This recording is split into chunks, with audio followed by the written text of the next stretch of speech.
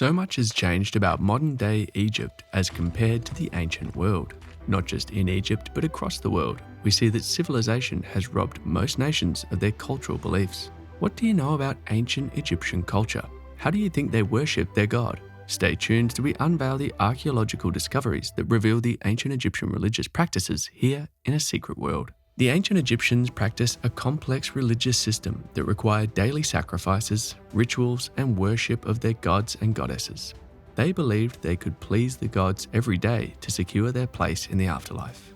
This is the principle of Ma'at, one of their goddesses. The principles of Ma'at are 7 guiding principles, and they include justice, truth, balance, morality, order, righteousness, and harmony, without which the world will fall apart.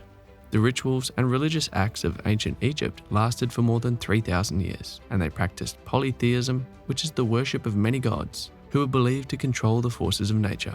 The Egyptians worshipped thousands of deities, gods, and goddesses. They believed in the intervention of the gods in wealth, happiness, health, and crop production. Evidence from Egyptian ruins has proven the existence of many of their gods and goddesses, as well as the roles of each of their deities.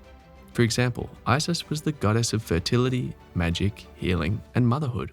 Horus, the god of the sky, was the son of Isis and Osiris was the god of the underworld and resurrection. The most infamous ritual of ancient Egyptian culture was mummification, which was a ritualistic embalming practice used to prepare one's body for the afterlife. Another ritual was the worship of gods and goddesses in the temples, which they did daily. Temples were sacred places to them, as they believed the gods or goddesses dwelt in the temple after it was dedicated. The priests, who were the only ones who could enter the temple to make offerings to the deities, performed daily rituals such as offering drinks, clothes, and food to please and honor the gods. The role of the pharaoh was to sustain the gods so they could maintain order in the world. These pharaohs were believed to be divine, so they acted as intermediaries between the people and the gods. The state's method of sustaining the gods was temples. Individuals could also appeal directly to the gods for personal prayers or magic requests.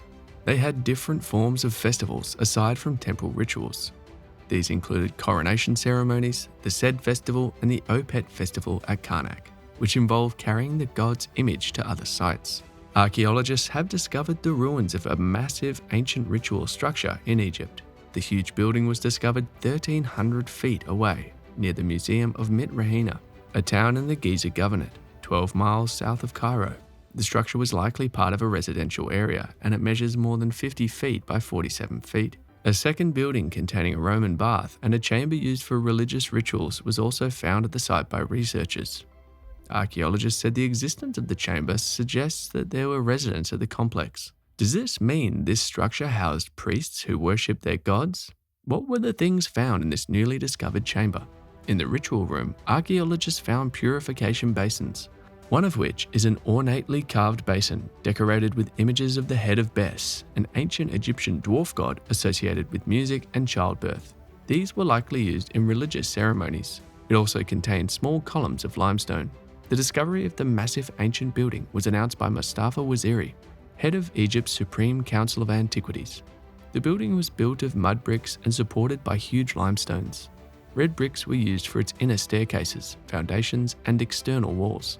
The eastern entrance is made from limestone blocks, and the building has a second entrance on the right that leads to a hall that is 170 centimeters wide and 8 meters long.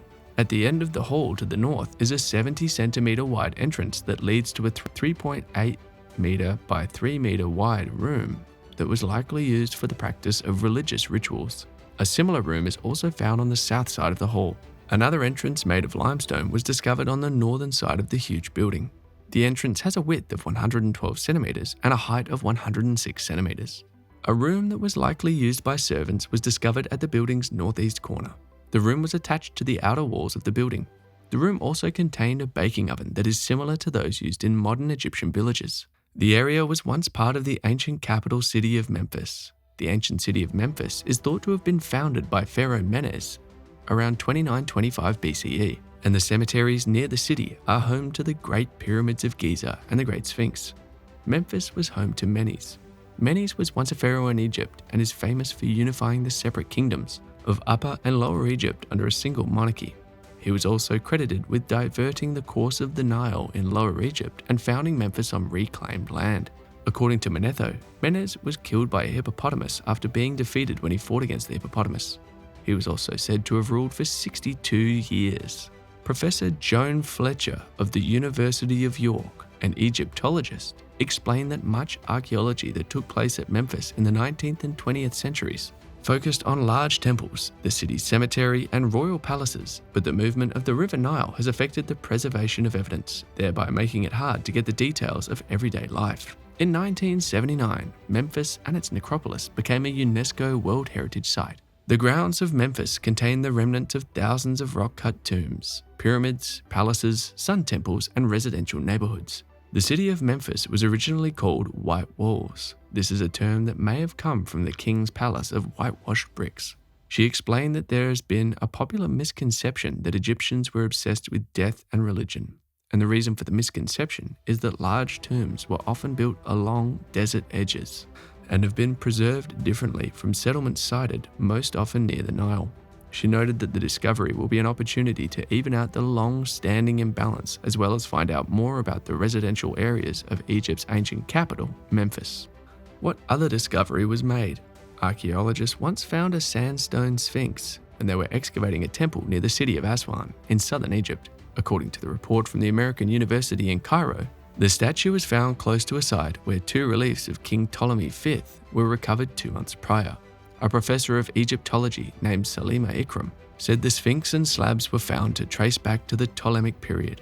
This shows that the exterior area of the temple was an active ritual and cult place and played an active role in the spiritual, political, and economic lives of the people. Another ritual site that has been discovered by archaeologists is a shrine in a temple in Egypt. It was discovered during the excavations at the Berenike site, a Greco-Roman seaport in the eastern desert. According to researchers, the religious structures date back to the late Roman period. At that period, Berenike is suggested to have been partially occupied and controlled by a nomadic group of Nubia at the time when they were in the process of expanding their domain throughout the larger part of Egypt's eastern desert. The site describes a ritual that has never been seen before. It was found in the ancient seaport of Berenike in the northern complex, which is one of the most important buildings in the city. Berenike was believed to have been founded by Pharaoh Ptolemy the Great in 275 BC. Ptolemy named it after his mother, Berenice I. It began operating as a bustling harbour when it became a point of entrance into Egypt.